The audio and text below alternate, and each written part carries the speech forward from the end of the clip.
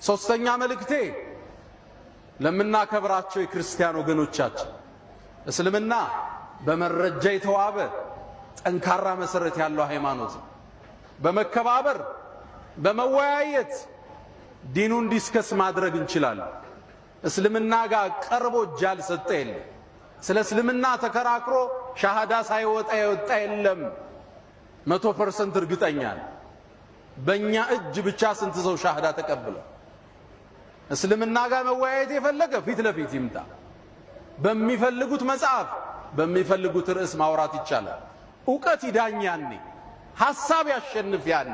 ስድብ አይደለም፣ ማንጓጠጥ አይደለም፣ ትልቅ ስብዕና ማርከስ አይደለም።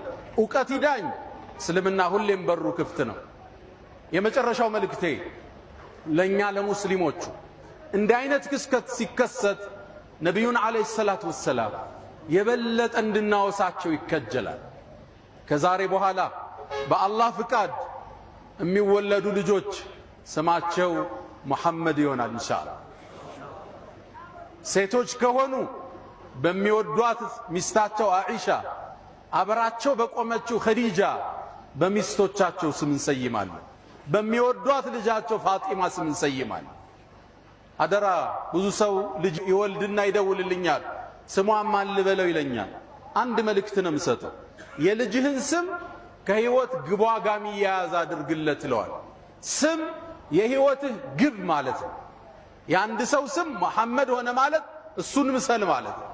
የአንድ ሰው ስም ዑመር ሆነ ማለት ዑመርን ምሰል እያልክ ነው ልጅህ የምታሳድግ። ሴት ልጅህን አኢሻን ምሰይ ማለት ነው። የዚህን ኡማ በርካታ ሺህ ሐዲስን ያስተላለፈች ትውልድ ያነጸች የነቢዩ ዓለይሂ ሰላቱ ወሰላም ሚስት እናታችን አኢሻ ረዲየላሁ ተዓላ ዐንሃ።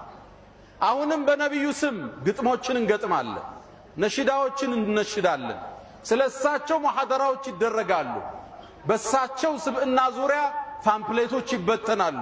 በእሳቸው ዙሪያ ኮንፈረንሶች ይደረጋሉ።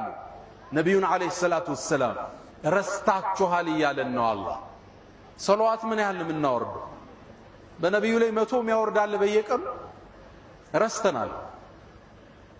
ነቢዩ ዓለይሂ ሰላቱ ወሰላም በእኔ ላይ አንድን ሰለዋት ያወረደ አላህ በሱ ላይ 10ን ያወርዳል። ልብ ብላችኋል? ገልብጡት፣ ብትገለብጡት ራሱ ትርፍ ነው። እኛ በነቢዩ ላይ 10 አውርደን አላህ በእኛ ላይ አንድ ቢያወርድ ትልቅ ሽልማት ነበር። አላህ ግን ገለበጠው። አንድ አውርዱ 10 በእናንተ ላይ አወርዳለሁ አለ አላህ። አላሁመ ሰሊ ወሰሊም ወባሪክ ዐለ ሰይድና